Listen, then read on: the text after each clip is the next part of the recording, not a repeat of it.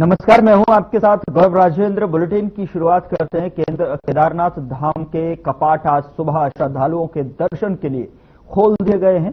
कपाट खुलते ही जो है लोग वहां पर दर्शन करने के लिए एकत्रित हुए और इस मौके पर 15,000 से ज्यादा श्रद्धालु केदारनाथ धाम में मौजूद रहे और इस मौके पर सीएम धामी भी मौजूद रहे। कपाट खुलते ही हर तरफ बाबा के जयकारे से गूंज उठा, तो वहीं केदारनाथ में मौसम लगातार बदल रहा है। केदारनाथ धाम के कपाट खुलते ही पहली पूजा पीएम मोदी के नाम से की गई है।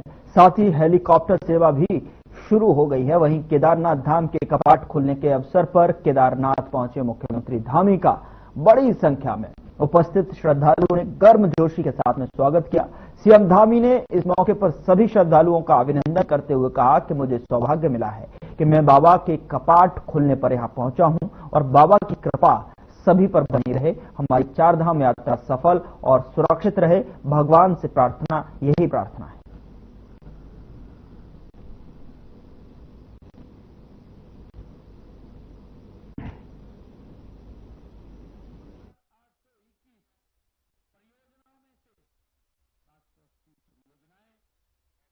और आज यात्रा प्रारंभ हो गई है। बाबा के द्वार खुल रहे हैं, तो यात्रा अच्छी होगी। हम सभी देशवासियों का, सभी श्रद्धालुओं का, सबका स्वागत करते हैं। बाबा से प्रार्थना करेंगे कि जो प्रबंध हम लोगों ने किए हैं, चूंकि ये यात्रा थोड़ा कठिन यात्रा होती है, लेकिन उसके बावजूद भी किसी को यात्रा में कोई परेशानी न हो, उनकी यात्रा कम से कम कठिनाई में संपन्न हो, अच्छी हो। बाबा उन पर कृपा करें। देखिए, बाबा के, हमारे प्रधानमंत्री श्री नरेंद्र मोदी जी बाबा के अनन्य भक्त हैं और उनके प्रधानमंत्री बनने के बाद ही 2013 की आपदा के बाद ये पूरा क्षेत्र, पूरा बाबा का परिसर तहस नहस हो गया था। यहाँ का नवनिर्माण हुआ है, पुनर्निर्माण हुआ है और हर बार हमारा प्रयास रहता है कि बाबा के अनन्य भक्त प्रधानमंत्री श्री नरेंद्र मोदी जी के नाम से पूजा हो और बाबा उनको शक्ति दे कि जो भी परिस्थितियां हों, वो उन सब परिस्थितियों में बाबा के आशीर्वाद से सफल होंगे, देशवासियों के आशीर्वाद से सफल होंगे।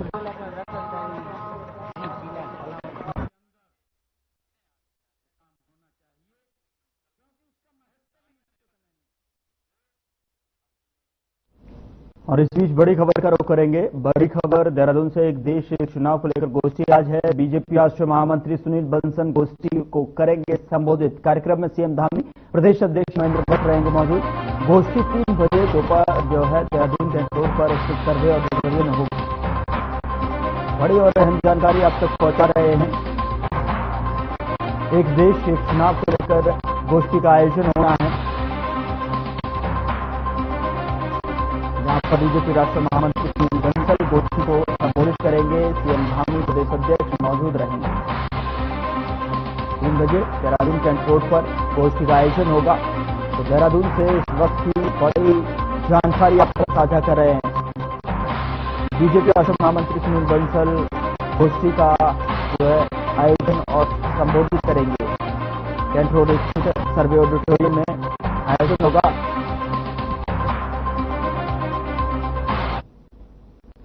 खबरों में आगे रुख करते हैं। उत्तराखंड में चारधाम यात्रा का आगाज हो चुका है और मुख्यमंत्री पुष्कर सिंह धामी ने चारधाम यात्रा के पावन अवसर पर इंदौर से उत्तराखंड पधारे बुजुर्ग, महिला समेत अन्य श्रद्धालुओं से आत्मीय भेंट की।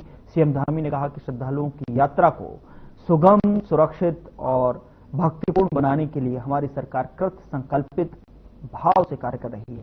सीएम ने अधिकारियों को धरातल पर उतरकर स्वयं व्यवस्थाओं के स्थलीय निरीक्षण के निर्देश दिए हैं। सरकार का प्रयास है कि यहां आने वाले हर श्रद्धालु की यात्रा अविस्मरणीय बनी।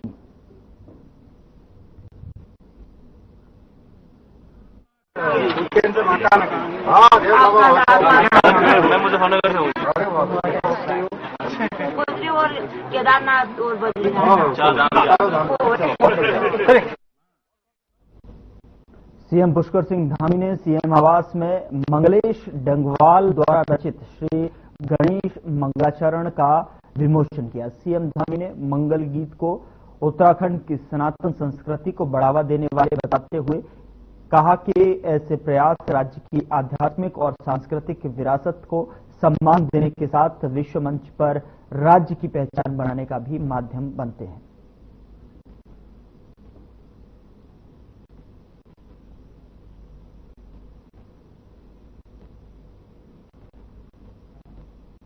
उत्तराखंड के लिए बड़ी खबर है। राज्यपाल ने उत्तराखंड उत्तर प्रदेश जमींदारी विनाश और भूमि व्यवस्था अधिनियम को लेकर जो है राज्यपाल की मंजूरी के बाद में सशक्त भू कानून लागू हो गया है। मुख्यमंत्री पुष्कर सिंह धामी ने एक्स पर पोस्ट पर खुद इसकी जानकारी दी। मुख्यमंत्री पुष्कर सिंह धामी ने एक्स पर पोस्ट करते हुए लिखा कि देवभूमि में भूमि प्रबंधन और भू व्यवस्था एवं सुधार के लिए विधानसभा से पारित उत्तराखंड उत्तर प्रदेश जमींदारी विनाश और भूमि व्यवस्था अधिनियम 1950 संशोधन विधेयक 2025 पर राज्यपाल की मोहर लगने के साथ ही प्रदेश में सशक्त भू कानून लागू हो गया है। सीएम धामी ने आगे लिखा कि इसी के साथ में प्रदेशवासियों की जनभावना के अनुरूप उत्तराखंड में कृषि और उद्यान भूमि की अनियंत्रित बिक्री पर पूरी तरह से रोक लग गई है।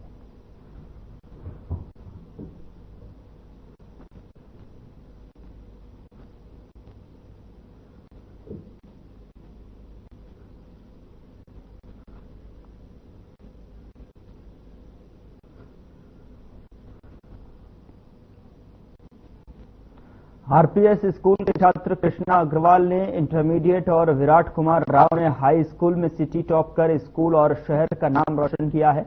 इन दोनों छात्रों के सिटी टॉप करने से जहां स्कूल प्रबंधन काफी खुश है, वहीं परिजन भी खुशी से गदगद नजर आ रहे हैं। बता दें कि दोनों छात्रों ने अपनी इस कामयाबी का श्रेय माता पिता और शिक्षकों को दिया है। दोनों टॉपर छात्रों ने बताया कि टाइम टेबल से पढ़ाई करना और एकाग्रता को बनाए रखने से ही टॉप करने में सफलता मिली है।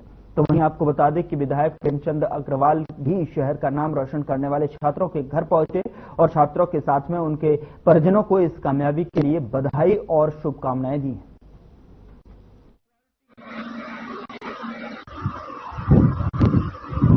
मेरा नाम विराट कुमार राव है।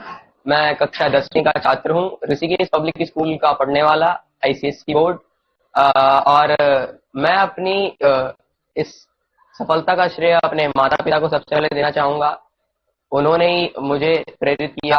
अगर वो नहीं होते तो मेरा शायद नहीं हो पाता। फाइनेंशियली भी बहुत पापा ने मदद करी, मतलब और मेरे सारे टीचर्स, स्कूल के जितने भी टीचर्स थे, उन्होंने बहुत हेल्प करी। और मैंने ऑनलाइन भी स्टडी करी थी, जैसे कि फिजिक्स वाला। और हाँ, और आखिरी में मैं भगवान को श्रेय देना चाहूंगा। अगर वो ना होते तो फिर मैं कहाँ भी होता।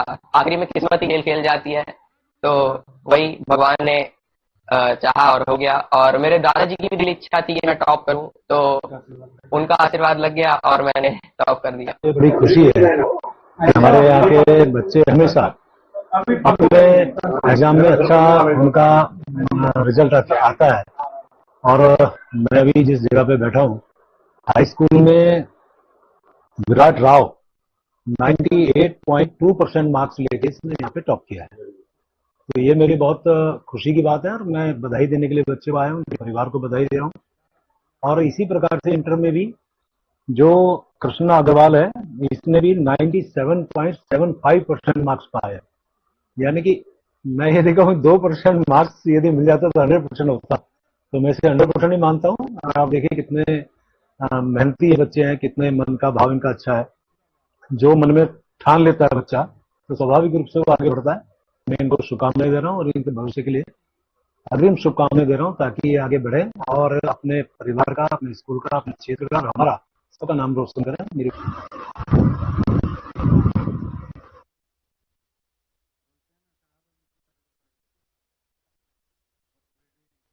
एक देश एक चुनाव को लेकर चर्चा के लिए एक दिवसीय सेमिनार का आयोजन किया गया और आपको बता दें कि जिसमें कि बीजेपी के राष्ट्रीय महामंत्री सुनील बंसल मुख्य वक्ता के रूप में प्रतिभाग करेंगे और इसके अलावा प्रदेश के मुख्यमंत्री पुष्कर सिंह धामी भी कार्यक्रम में मौजूद रहेंगे। बीजेपी बुद्धिजीवी प्रकोष्ठ के तमाम सदस्य और संगठन के सभी पदाधिकारी भी इस परिचर्चा में भाग लेंगे, जिससे लेकर जो है माना जा रहा है कि BJP one nation one election के तहत में देश भर में आम जनमानस के विचारों को संकलित कर आगे बढ़ाना चाह रही है।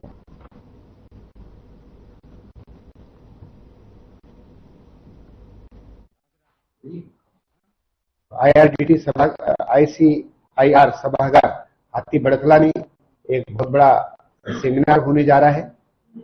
स्वर्णिम देवभूमि फाउंडेशन इसके आयोजक है और इसमें भारतीय जनता पार्टी के राष्ट्रीय महामंत्री आदरणीय सुनील बंसल जी इसमें मुख्य वक्ता के तौर पर रहेंगे। और प्रदेश के यशस्वी मुख्यमंत्री आदरणीय पुष्कर सिंह धामी जी इसमें मुख्य अतिथि रहेंगे। और उसमें पूर्व सैन्य अधिकारी हैं, प्रबुद्ध नागरिक हैं, सामाजिक कार्यकर्ता हैं, ऐसी सैकड़ों की संख्या में लोग कल सेमिनार में रहेंगे। और उसमें प्रधानमंत्री नरेंद्र मोदी जी ने जो वन नेशन वन इलेक्शन का संकल्प लिया है कि इसको देश में लागू करेंगे, उसके समर्थन में कल का कार्यक्रम रहेगा।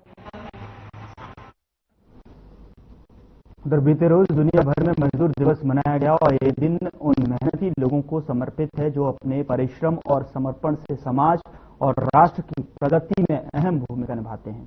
वहीं श्रम दिवस के अवसर पर उत्तराखंड कांग्रेस के श्रम विभाग द्वारा प्रदेश कार्यालय में श्रमिकों को सम्मानित किया गया और इस अवसर पर कांग्रेस के प्रदेश उपाध्यक्ष सूर्यकांत धस्माना ने श्रम दिवस पर प्रदेश भर के मजदूरों को बधाई देते हुए कहा कि कांग्रेस पार्टी प्रदेश में श्रमिकों की हक की लड़ाई हमेशा लड़ती रही।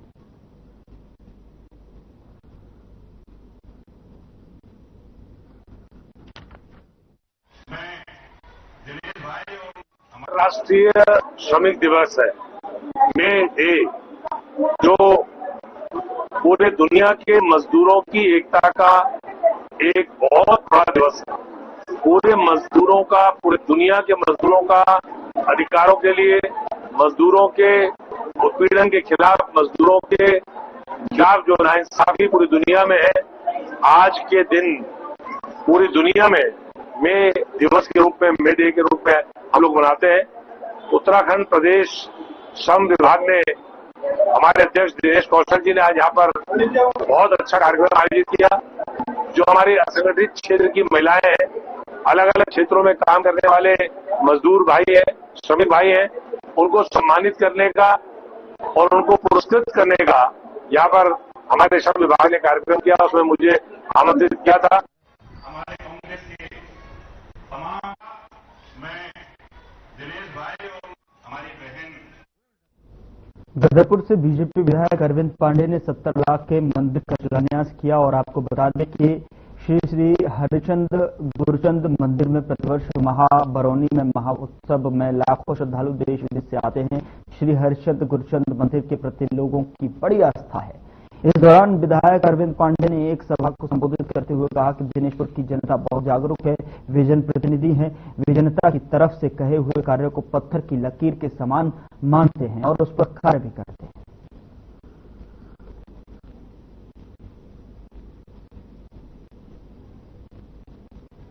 दिनेशपुर क्षेत्र की जनता बहुत जागरूक है, हर तरह से प्रगति करना चाहती है और कई वर्षों तक नेता तो बनते हैं लेकिन जन भावनाओं के अनुरूप यहाँ का विकास नहीं हो पाया। यहाँ की जनता जब से मुझे विधायक चुना है, हमेशा मुझे अपना बेटा समझ के, भाई समझ के, आवश्यकता अनुसार मुझे आदेश देती है, तो उस आदेश के क्रम में हम उसका पालन करने का प्रयास करते हैं। उसी कड़ी में आज नट मंदिर की मांग थी हरिचांद गुरचांद मंदिर में, जिसकी हमने मांग अपने यशस्वी मुख्यमंत्री जी पुष्कर सिंह धामी जी से हमने की और मैं अपने मुख्यमंत्री जी का धन्यवाद देना चाहता हूं कि जन भावनाओं के अनुरूप आज नट मंदिर कह सकते हैं, इसको हम बंग भवन भी कह सकते हैं, लेकिन मूल रूप से नट मंदिर, इसकी स्थापना के लिए हमारे मुख्यमंत्री जी ने अपनी घोषणा में इसको शामिल किया और लगभग 70 करोड़ रुपए की सौगात हमको दिया है, जो भवन आज सैंक्शन हो गया, इसका शिलान्यास होने जा रहा है। जब से मंदिर यहाँ पे बाबा जी ने शुरू किया, तब से जितना भी हमारा मंत्री, विधायक सबने जो सहयोग किया, बहुत ज्यादा सहयोग किया। पूरा भारतवर्ष से भक्त लोग आके पूछते हैं, तो मुझे बताते हैं कि यहाँ पे सारे जो मंत्री लोग, मंत्री है, विधायक है, पार्षद है, चेयरमैन है, सबने मंदिर के लिए कुछ न कुछ किया। आज हमारा जो विधायक जी अरविंद पांडे, इन्होंने हमारा जो वर्तमान में जो हमारा मुख्यमंत्री है पुष्कर सिंह धामी जी, उन्होंने इस भक्तों के लिए, नाट मंदिर के लिए जो 70 लाख रुपए अनुदान किया।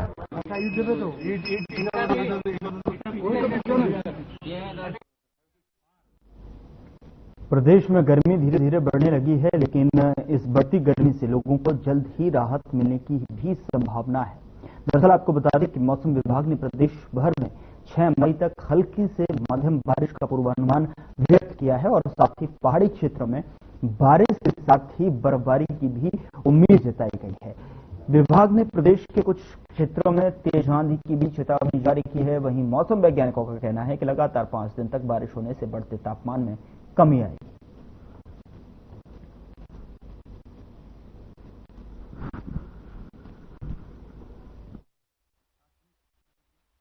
एक्टिविटी बढ़ेगी। उत्तराखंड में कुछ स्थानों पर हल्की से मध्यम वर्षा मिलने की संभावना है, जबकि कुछ जनपद हैं जैसे देहरादून, पौड़ी, नैनीताल, चंपावत, यहाँ पे अनेक स्थानों तक में भी हल्की से मध्यम वर्षा मिल सकती है। इसी तरह से 3, 4, 5 तारीख में भी उत्तराखंड में जो है अनेक स्थानों तक में हल्की से मध्यम वर्षा, गरज चमक के साथ वर्षा मिलने की संभावना है।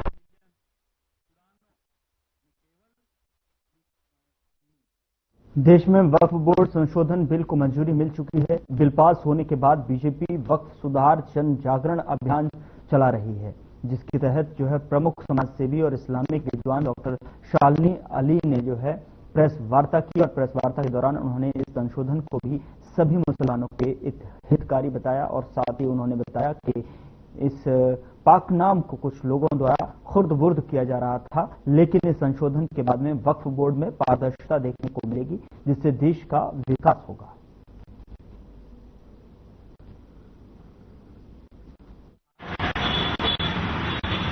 हमारा जो मेन मकसद है वो ये बताने का है, दिखाने का है कि जन जागरूकता अभियान जिसके तहत इस देश में हर एक नागरिक को ये बात पता चले कि ये देश हम सभी का है, हम सबके लिए है और इस देश के कानून का पालन करना हम सबका धर्म है, सर्वोच्च धर्म है। वक्फ संशोधन कानून के खिलाफ बहुत से ऐसे लोग खड़े हैं जो कि अपनी चोरी को छुपाने के लिए, इस कौम को आगे बढ़ने ना देने के लिए एक आखिरी कोशिश कर रही है।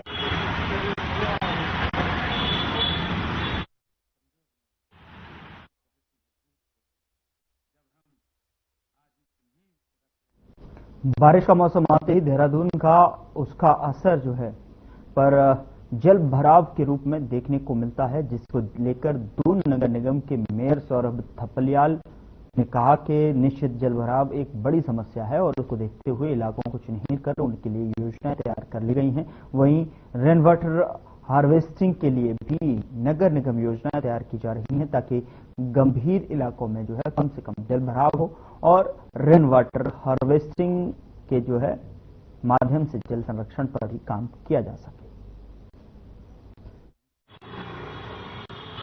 देहरादून के अंदर जल भराव ना हो तो इसके लिए हमने समस्त अपने 100 वार्डों के पार्षदों से उनसे मांगा है कि कहाँ कहाँ भी जल भराव की स्थिति उनके यहाँ पे उत्पन्न होती है, तो उन सब ने लिख के दिया है और हम सब वो अपने पास उनको इकट्ठा भी कर रहे हैं, उनका मौका मुआयना भी करवा रहे हैं और कहाँ पर किस प्रकार से उस समस्या से निजात पाई जा सकती है, तो उस दिशा में भी हम लोग सोच रहे हैं। वहाँ पे हमारी टीम जा रही है, देख रही है कहीं पे पाइप डालना है या कहीं पे नाली बनानी है या कहीं पे किसी प्रकार अन्य प्रकार की कोई अगर आवश्यकता होती तो उस प्रकार का कार्य करने की योजना बन रही है।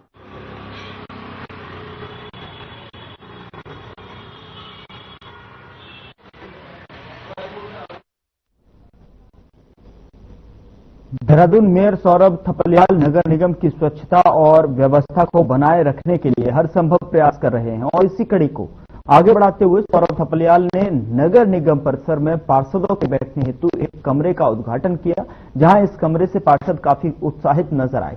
तो वहीं मेयर सौरभ थपलियाल ने कहा कि पार्षदों की बैठने हेतु नगर निगम में बहुत पहले से एक कमरे की व्यवस्था की गई थी, लेकिन उस कमरे की दोबारा से सुंदर बनाया गया।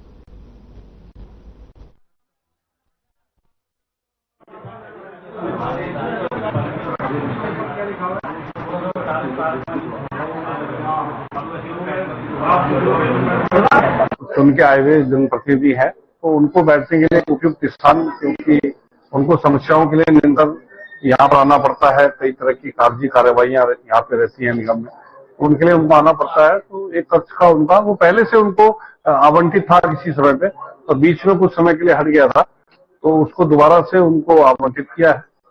तो कोई नई व्यवस्था नहीं है, पुरानी ही व्यवस्था है और समस्त पार्षदगण वहाँ पे रहेंगे, उनका बैठने का वहाँ पे ऑफिस में उनके कुछ कागजी कार्यवाही वगैरह होनी है, तो वो सब चीजें वहाँ पे बैठ के काम पे कर सकते हैं।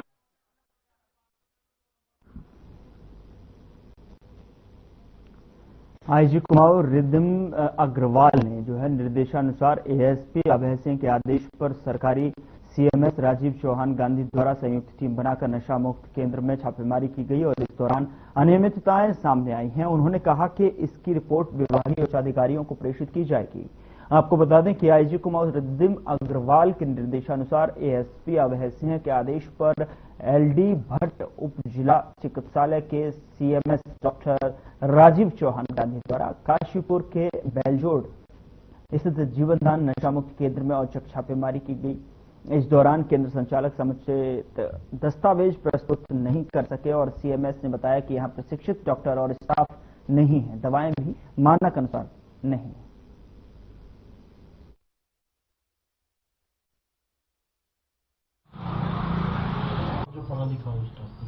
अभी जो है उस दिन जो है शाम के 6 बजे के आसपास जो है आईजी कुमाऊं मंडल आई हुई थी और उसके साथ जो थे हमारे एसपी साहब जो थे वो आए हुए थे।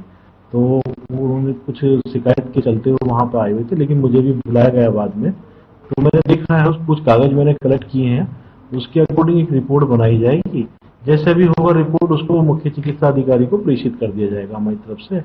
जो भी खामियां मिलती हैं, जो भी चीजें बताई जाएंगी उसके हिसाब से अकॉर्डिंग जो है हम मुख्य चिकित्सा अधिकारी को प्रेषित कर देंगे।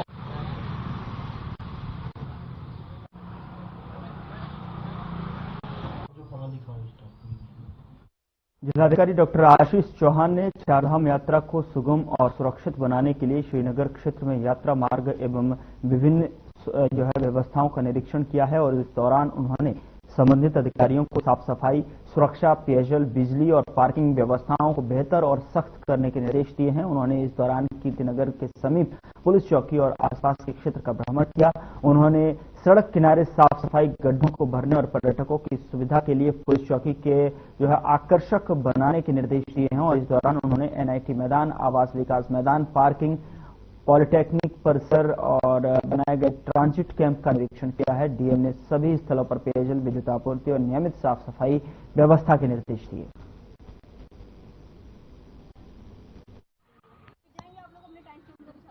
केस में हमने जो मेजर पार्किंग के लिए वहाँ पे फोर्स का डिप्लॉयमेंट कर दिया है और वहाँ जितने भी यात्रियों की व्यवस्था है, बेसिक कम्युनिटीज है, वो भी स्टेशन हो गई है स्थानीय प्रशासन द्वारा।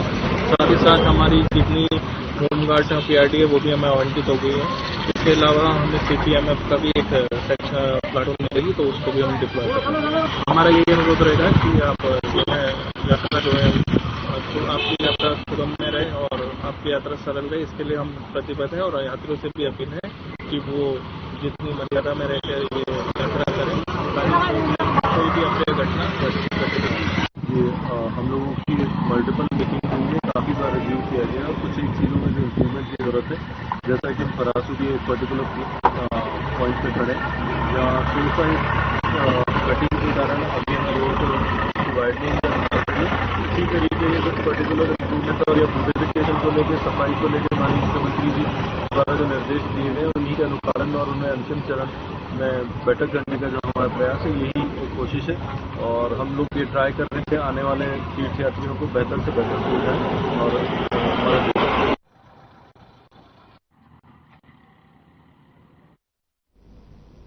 फिलहाल बुलेटिन में इतना ही। नमस्कार।